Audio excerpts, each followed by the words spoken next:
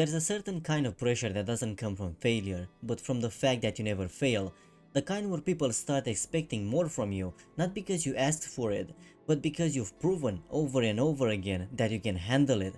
At some point, it stops being about whether you're capable and starts becoming about whether you can keep up.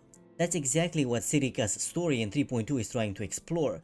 But recently, I came across a video that argues that this whole arc doesn't really work, that the writing falls apart, that the conflict isn't convincing, and that the story itself is misplaced. And while I understand where those criticisms are coming from, I don't necessarily agree with the conclusion they lead to. So in this video, I want to go through those arguments and break them down, because I think there's a different way to look at this story, one that makes it work a lot better than it might seem at first glance. I think the first place where I start to disagree with the original creator is actually at the foundation of the argument itself, because the way they're looking at Sigrika's story and 3.2 as a whole is as if it's a completely contained episode, something that has to fully set up, develop and resolve everything within that one patch. But that's not really what Wuthering Waves is doing here. This isn't a standalone story, it's part of a much larger narrative that's still unfolding, and because of that, not everything needs to reach a final clean resolution right now, which already changes how you should be interpreting a lot of what happens in this arc. Now, one of the main criticisms in the video is that Sigrika doesn't really fail, and because of that the whole theme of expectations doesn't land. But here's the thing, why does she have to fail? Why is failure treated like a requirement for this kind of story to work? I understand where that idea comes from, because in most stories that is the structure. The character struggles, they fall short, and that failure becomes the proof that the pressure is real. But that's not the only way to explore that theme. And I argue it's not even the most interesting one in this case, because Sigrika doesn't fail, and that's exactly the point. She's capable, she's reliable, she constantly meets expectations, and over time that doesn't reduce the pressure placed on her, it amplifies it, because the more you succeed, the more people expect from you, and the harder it becomes to ever allow yourself to fall short. So the conflict here isn't about whether she can succeed, it's about how long she can keep carrying that weight without it breaking her. It's not external failure, it's internal pressure. And I think that contrast between how competent she is on the outside and what she's dealing with internally is what actually makes this work, because it reflects something very real. You don't need to fail to feel like you're not enough. Sometimes being the one who never fails is exactly what creates that pressure in the first place. Now this also leads directly into the second part of the argument, that Sigrika doesn't change by the end of the story, and again I think this comes down less to what's actually happening and more to how it's being interpreted, because the story doesn't sit you down and spell it out. It doesn't give you a clean, explicit statement of this is how she's changed or this is what she'll do differently now. But that doesn't mean the change isn't there. The confrontation with her dark self is the change, not just an event, but as a symbolic resolution of everything she's been struggling with up to that point. Because by facing that version of herself, the one shaped by doubt, pressure and those overwhelming expectations, and overcoming it, she's not just winning a fight, she's moving past that version of herself. And the story trusts you to understand that without needing to over-explain it. I actually think that's a really strong choice, because instead of handing you the answer directly, it shows it through imagery and symbolism, and leaves just enough space for you to connect the dots yourself, which in a lot of cases is far more effective than spelling everything out. But this is where the argument goes a step further, because the original creator also says that even at the end, Sigrika doesn't really make a meaningful choice, that she simply continues down the same path, still trying to meet expectations, and that this somehow invalidates her arc. And this is where I completely disagree, because why is that the wrong choice? More importantly, why is that not a choice? Just because she doesn't suddenly reject everything or walk away from her responsibilities or completely change direction doesn't mean nothing happened. If anything, it makes the decision more meaningful, because now it's something she chooses consciously, not something she feels forced into. Before she was driven by pressure, now she moves forward with intent. That's the difference. The point isn't that she abandons her path, it's that she reaffirms it, but from a different place, one where she's no longer defined by that internal doubt, where she understands the weight of those expectations and still chooses to carry them, not because she has to, but because she wants to. And that shift, even if it's subtle, it's still growth. And even the idea that this decision only happens because Rover tells her to, I don't really agree with that either. Because by the time that moment happens, she's already gone through the internal conflict, she's already faced her dark self, she's already reached that turning point. What Rover provides isn't the decision itself, it's confirmation, and that's something that happens all the time. Even when you already made up your mind, even when you know what you want to do, sometimes you still need someone to look at you and say, yes, that's okay. Not to decide for you, but to affirm that you're allowed to choose that path.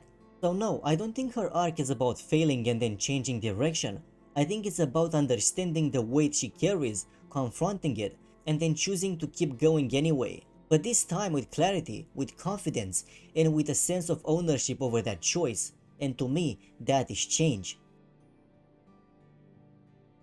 Now moving on to the next major point, the idea that Evil Sigrika creates a plot inconsistency, specifically because the story tells us she's invulnerable, that she can be defeated without dealing with the source of her power, and yet by the end we defeat her anyway without a clear explanation. And on the surface I can understand why that feels off, but I don't think this is actually a plot hole. I think it's a matter of how the story is being read, because this isn't really a mechanical problem, it's a symbolic one. Let's take a step back and look at what Evil Sigrika actually is, and more importantly, where she comes from. We know the Grand Architect is involved, we know something was done to Sigrika to trigger this whole situation, but at the core of it, what the story keeps pointing toward again and again is that this version of her is not just some external entity, it's her, or more specifically, it's everything she's been struggling with, her doubts, her pressure, her internal conflict. That's the foundation of Evil Sigrika, and once you look at it from that perspective, the idea of invulnerability starts to make a lot more sense, not as a literal physical rule that needs a technical solution, but as a representation of something much harder to deal with. Because as long as Sigrika is trapped in that mindset, as long as she is overwhelmed by those expectations and unable to move past them, then of course that version of her can be defeated. How do you kill something that's rooted in your own thoughts? You don't. Not directly. You resolve it, and that's exactly what the story does. The moment Sigrika confronts her dark self, and more importantly, the moment she moves past it, the moment she makes the choice we talked about earlier, that's when the conditions change. That's when Evil Sigrika stops being invulnerable, not because we discovered some hidden mechanic or removed an external power source, but because the thing that was sustaining her in the first place was already being dealt with. The fight at the end isn't about overcoming an unbeatable enemy, it's about confirming a resolution that has already happened internally. And this is why I can't really agree with the idea that the story skips over the how, because the how is the character arc itself. It's just not presented in a literal step-by-step way. Now to be fair, the video also brings up the point that even if Sigrika is the source, the story tells us that Evil Sigrika could simply latch onto another student, which would mean that defeating her here shouldn't really solve the problem. And I get that argument, but I think there's a very simple explanation for this. Just because something can happen doesn't mean it does happen. Yes, the story establishes that possibility, but what we actually see is that once that connection is severed, once Sigrika resolves her internal conflict, we deal with Evil Sigrika immediately, before she has the chance to transfer or stabilize herself elsewhere. It's not that the rule is ignored, it's that the situation never reaches that point. And again, this ties back to how the story is structured, because a lot of what's happening here isn't explained in explicit terms. It's implied through context, through visuals, and through the way the sequence plays out. You're expected to connect those pieces yourself, and I think this is where a lot of the disconnect comes from, because Sigrika's story leans heavily into symbolism.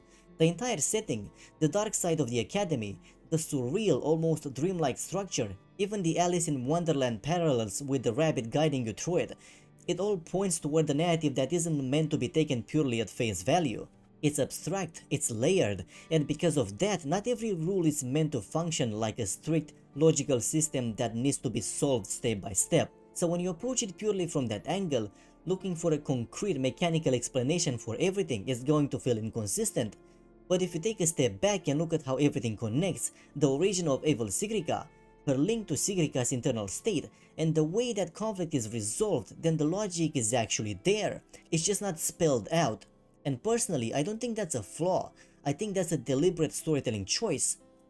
But I think this is where the perspective needs to change a bit. If you only look at Sigrika's character in isolation, then yeah, some of these arguments make sense. The problem is, the story isn't meant to be read that way.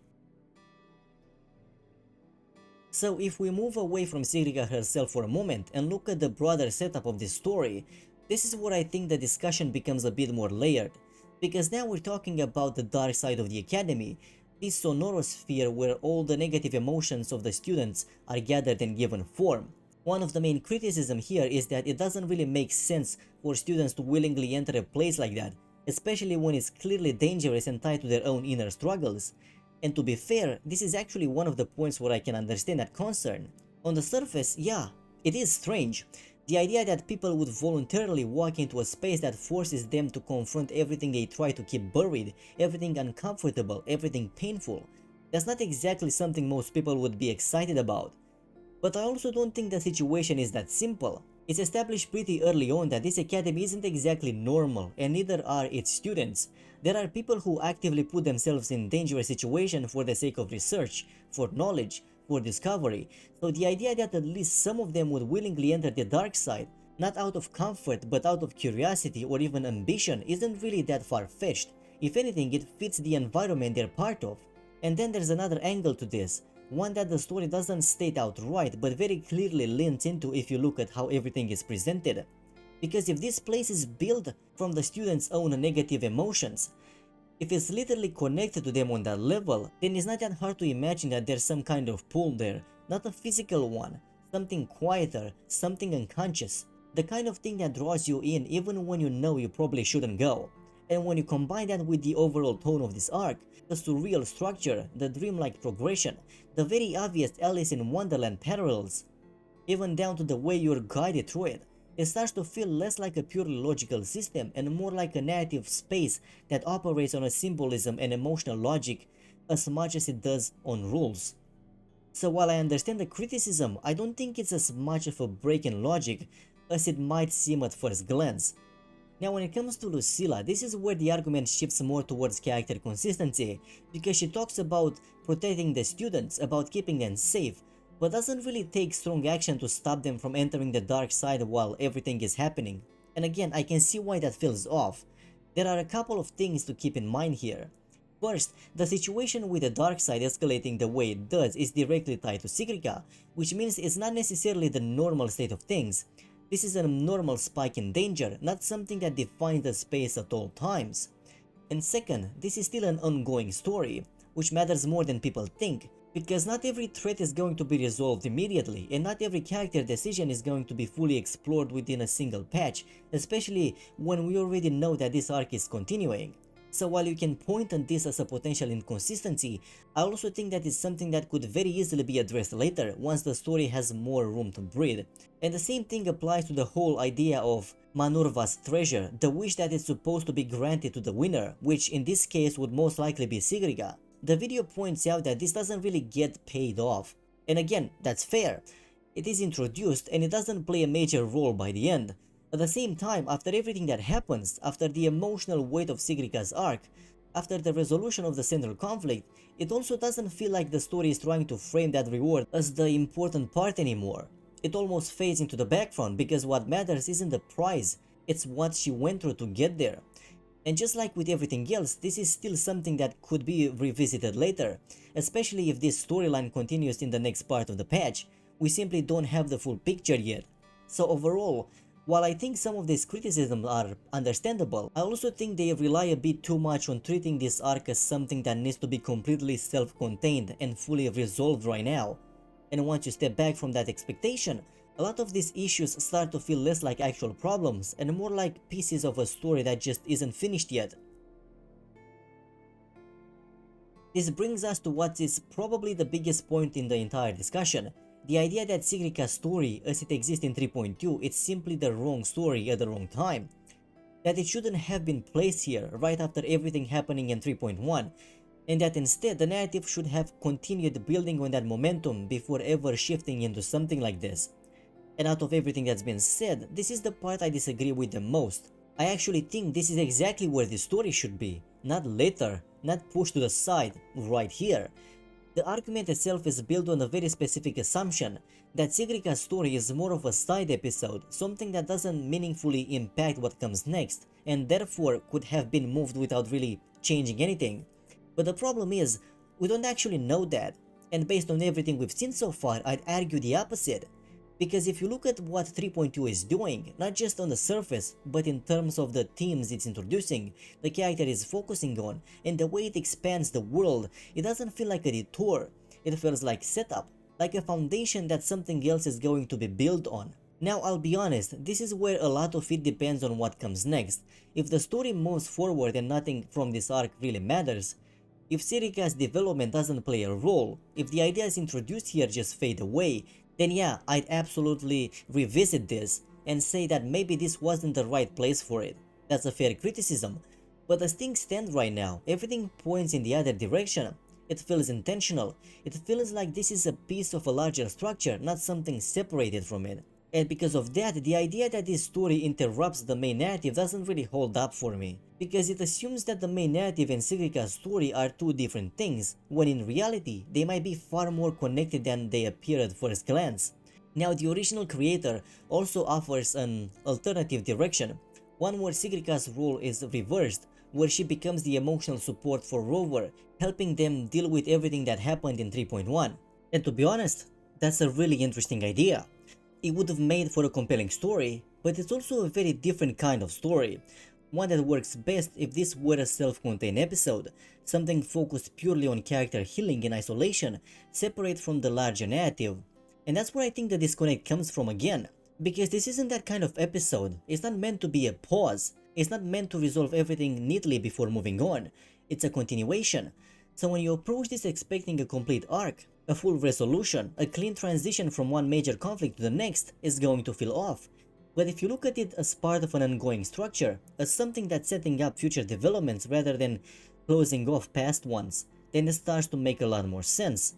And I think that's really what this whole discussion comes down to.